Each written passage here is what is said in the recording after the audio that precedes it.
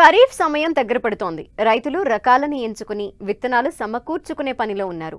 ఈ దశలో రకాల ఎంపిక పట్ల రైతులు తగిన అవగాహనతో ముందడుగు వేయాలి.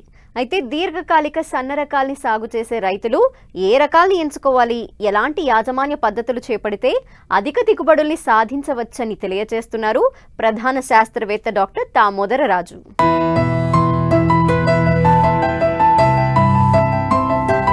ప్రస్తుతం వరిలో అనేక కొత్త వంగడాలను శాస్త్రవేత్తలు అందుబాటులోకి తెచ్చారు.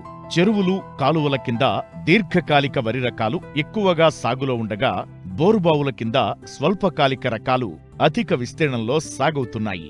రైతులు పాత రకాలకు స్వస్తి చెప్పి అధిక దిగుబడినిచ్చే నూతన రకాల వైపు దృష్టి సారించాలి. సరైన రకాన్ని సరైన సమయంలో సాగు చేస్తే ప్రతికూల పరిస్థితులను అధిగమించి 50% దిగుబడి సాధించినట్లే.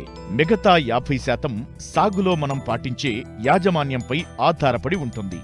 లేకపోతే ఎంచుకున్న రకం దిగుబడి సామర్థ్యం అధికంగా ఉన్నా ఆశించిన ఫలితాలు రావు. కాబట్టి రకాల ఎంపిక, సాగు చేసే సమయం, పంటకాల పరిమితి అనేవి వరి సాగులో కీలకమైన విషయాలుగా పరిగణించాలని సూచిస్తూ ఖరీఫ్కు అనువైన దీర్ఘకాలిక సన్న వరి రకాల గురించి తెలియజేస్తున్నారు ప్రధాన శాస్త్రవేత్త డాక్టర్ సిహెచ్ దామోదర్ రాజు.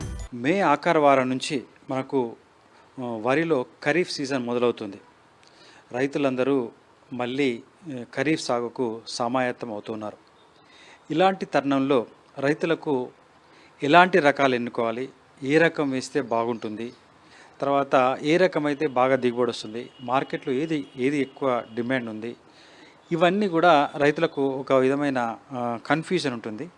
కాబట్టి రానున్న ఖరీఫ్ కాలంలో ఏ రకాలు ఎన్నుకుంటే మంచిది అని చూసుకున్నప్పుడు మనకు వరిలో ముఖ్యంగా 3 కాలపరిమితి గల రకాలు అందుబాటులో ఉన్నాయి. ఒకటి దీర్ఘకాలిక రకాలు, అంటే 5 నెలల్లో పంటకొచ్చేటి, అంటే 150 రోజులలో పంటకొచ్చే రకాలు. తర్వాత మధ్యకాలిక రకాలు, అంటే 135 రోజులు, అంటే 4 నెలల 15 రోజులకు పంటకొచ్చే రకాలు. అదేవిధంగా స్వల్పకాలిక రకాలు కూడా ఉన్నాయి, అంటే 4 నెలల్లో పంటకొచ్చేటి, 120 రోజుల్లో పంటకొచ్చే రకాలు.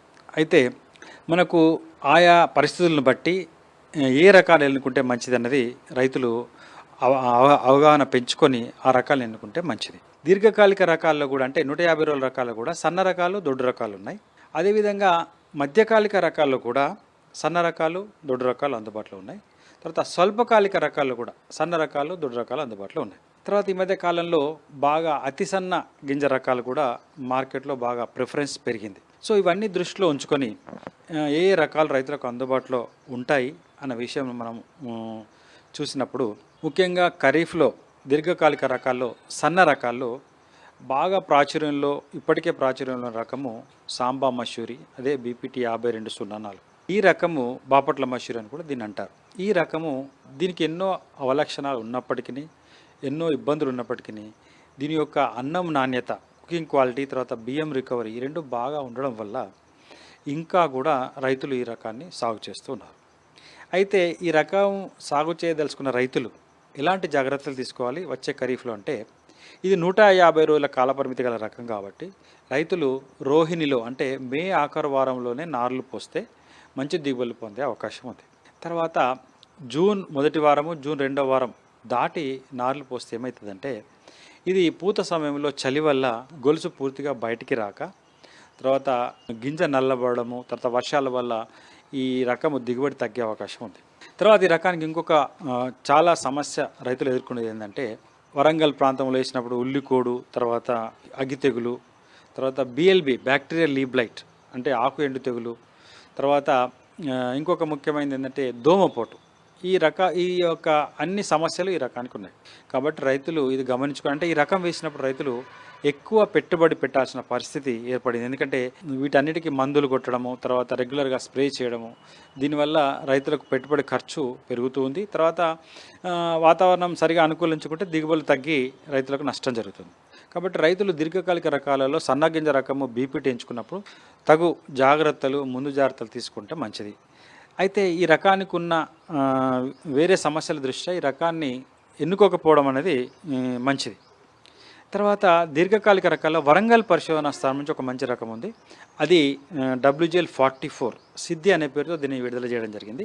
ఈ రకం కూడా 140 నుంచి 145 రోజుల్లో బీపీటీ గింజనే పోలి ఉంటుంది. ఈ రకాన్ని కూడా రైతులు ఎన్నుకోవచ్చు. ముఖ్యంగా నిజామాబాద్ ప్రాంతంలో ఈ రకం ప్రాచుర్యంలో ఉంది. తర్వాత వరంగల్లో ప్రాచుర్యంలో ఉంది. ఇతర ప్రాంతాల్లో ఖమ్మం ప్రాంతంలో కూడా ప్రాచుర్యంలో ఉంది. ఈ రకం ఏంటంటే కొంతవరకు ఉల్లికోడును తట్టుకుంటుంది. తర్వాత బీపీటీ లాగా ఎక్కువ తెగుళ్లకు పురుగులకు ఇది గురి కాదు. కాబట్టి దీర్ఘకాలిక రకాల్లో బీపీటీ గింజ నాణ్యతలో సన్న రకాల్లో ఈ సిద్ధి రకాన్ని కూడా రైతులు రానున్న ఖరీఫ్లో ఎన్నుకునే అవకాశం ఉంది. విత్తనము వరంగల్ పరిశోధన స్థానము, తర్వాత రుద్రూర్ పరిశోధన స్థానము, తర్వాత ప్రైవేట్ డీలర్స్ దగ్గర కూడా అందుబాటులో ఉండే అవకాశం ఉంది.